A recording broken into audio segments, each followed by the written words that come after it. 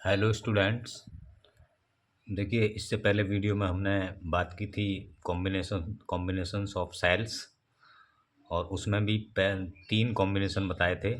Series combination, parallel combination और mixed combination. तो series combination को हम डिस्कस कर चुके हैं, तो पूरी तरीके से कब उसमें करंट मैक्सिमम होती है, कब मिनिमम होती है, और क्या इसके एडवांटेज हैं, क्या डिसएडवांटेज हैं।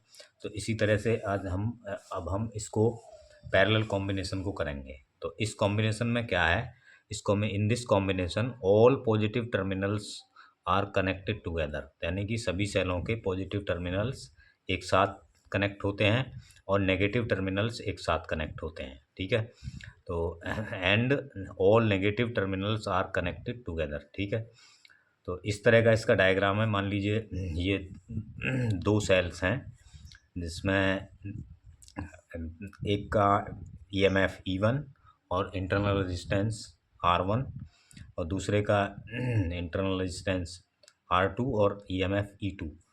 तो अब इनमें मान लीजिए एक सेल I1 करंट दे रहा है, दूसरा I2 करंट दे रहा है। तो दोनों की मिलकर I करंट फ्लो हो रही है पूरे सर्किट में, एक्सटर्नल सर्किट में।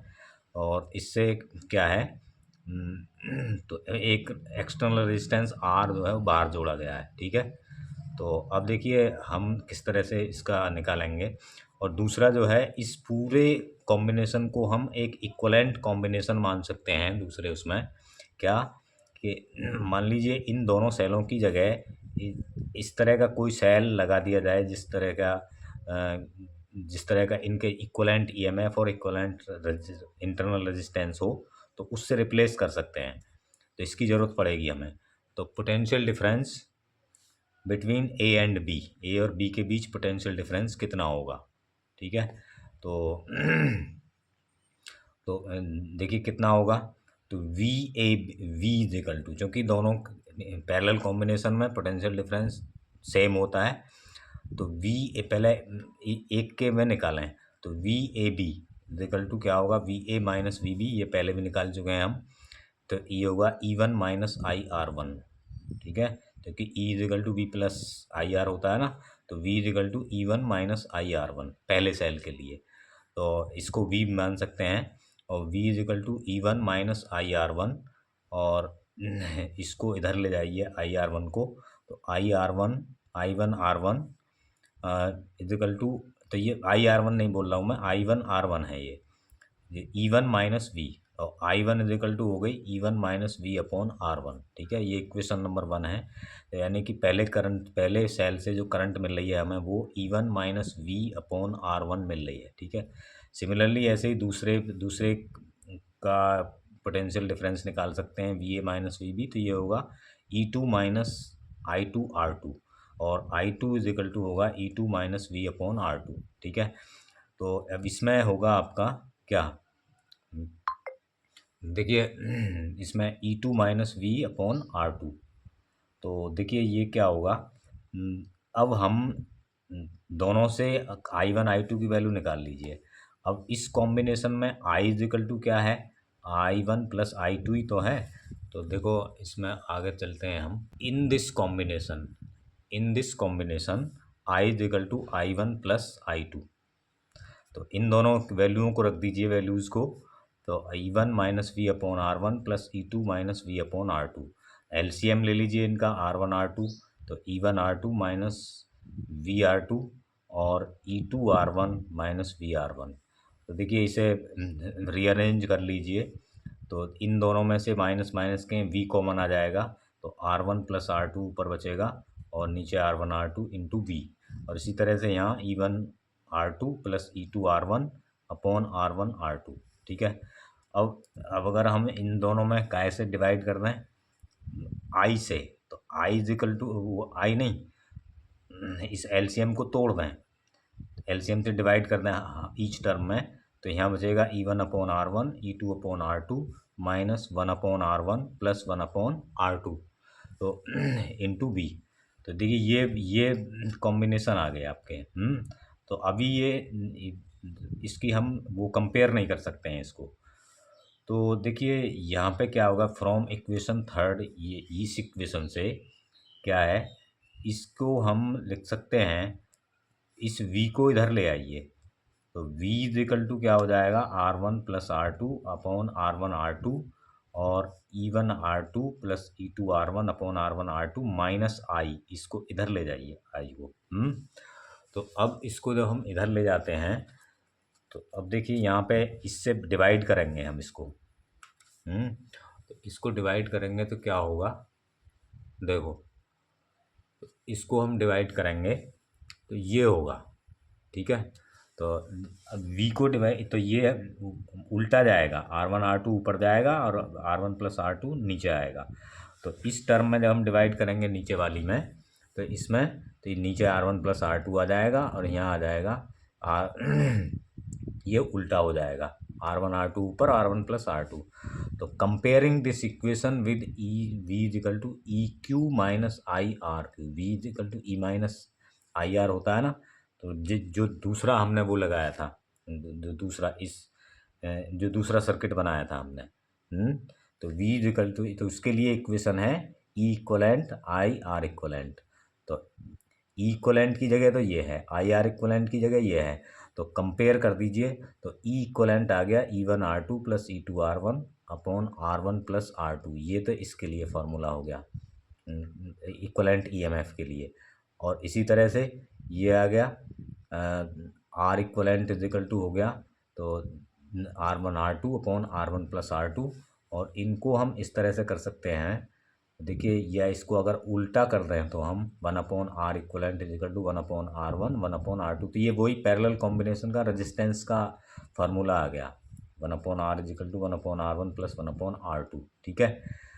और इसको हम अगर ऊपर कर देते हैं, इसको अगर हम ऊपर कर देते हैं, देखिए क्या है, E Q upon R Q. क्योंकि इसमें हम क्या करते हैं, देखो आर इक्वलेंट यहाँ, ठीक है, आर इक्वलेंट यहाँ कर दें हम इसमें, और आर इक्वलेंट ही यहाँ कर दें, तो क्या होगा, तो यहाँ पे आर इक्वलेंट R1 R2 इसके नीचे आ जाएगा और क्या आ जाएगा, तो इसमें ई इक्वलेंट अपॉन आर इक्वलेंट, क्योंकि इसमें डिवाइड कर दीजिए तो इसमें भी डिवाइड करेंगे हम, तो R1 R2 इसके नीचे और R1 प्लस R2 ऊपर जाएगा, ऊपर इसमें अगर हम डिवाइड करेंगे तो क्या होगा, तो देखिए ये होगा आपका तो इसमें आपका देखिए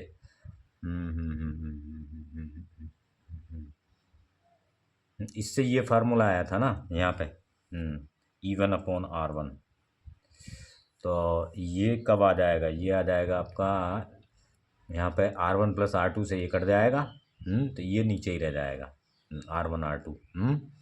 तो अब जब इससे डिवाइड करेंगे तो ये वाला फार्मूला बन जाएगा, ये वाला तो ये हो जाएगा R1 प्लस R2 नीचे आ जाएगा, तो ये E1/R1 और ये इक्वेशन आ गई। तो ये दो सेलों के लिए निकाली है हमने। तो if there are n cells in this combination, अगर इस कॉम्बिनेशन में एक से ज़्यादा मतलब दो से ज़्यादा सेल्स हैं, तो मान लीजिए n सेल्स हैं, तो ई इक्वलेंट अपॉन आर इक्वलेंट हो गई E1/R1 E2/R2 plus E3/R3 plus EN/RN, ठीक है। एंड 1/R इक्वलेंट हो गया 1/R1 plus 1/R2 plus 1/R3 and plus so on, ठीक है। तो ये आ गया आपका। अब देखिए ये होता है यहाँ, तो यहाँ पे क्या है, if all the cells are same, अगर सभी सेल सेम है, यानी कि सभी सेल्स का जो कॉम्बिनेशन में जितने सेल्स हैं उनका EMF सेम है E एंड इंटरनल रेजिस्टेंस है R, तो तब क्या होगा, तब इसमें फार्मूला में रखेंगे 1/RN, मान लीजिए 1/RN इजिकल टू क्या होगा, तो यहाँ हो जाएगा R, यहाँ N आ जाएगा, तो इसको मान लीजिए कैपिटल N मान लीजिए, इसको कैपिटल N, ठीक है, इसे कैपिटल N मान लीजिए। अरे नहीं, यहाँ तो यही आएगा, इसको लिखिए कैपिटल N, इसको लिखिए, तो ये आएगा R/N। तो टोटल रेजिस्टेंस, क्योंकि ये n टाइम्स है ना, तो n टाइम्स N/R हो जाएगा, एन अपॉन आर, और जब आर एन निकालेंगे तो ये उल्टा हो जाएगा आर अपॉन एन। और एक्सटर्नल रेजिस्टेंस भी है तो टोटल रेजिस्टेंस हो गया इसका R plus R upon N. ठीक है, तो टोटल करंट कितनी हो गई, अब देखिए सर्किट में टोटल करंट हो गई आपकी टोटल पोटेंशियल डिफरेंस या total EMF upon total resistance. तो आई इजिकल टू टोटल है इसमें ई अपॉन आर प्लस, जो कि इसमें क्या होता है टोटल में, तो इवन इवन होता है ना टोटल, तो इसमें इससे निकालेंगे जब हम, तो यहाँ निकल आएगा ये यहाँ, तो ये हो जाएगा आपका, इससे टोटल हो जाएगा ई, क्योंकि ये आर आर तो सेम हो जाएंगे, और आर इक्वलेंट ये हो जाएगा, तो नीचे का आर कट जाएगा, टोटल ये ई हो जाएगा। तो पैरेलल में टोटल जो होता है वो टोटल ईएमएफ ई एक सेल के बराबर ही होता है।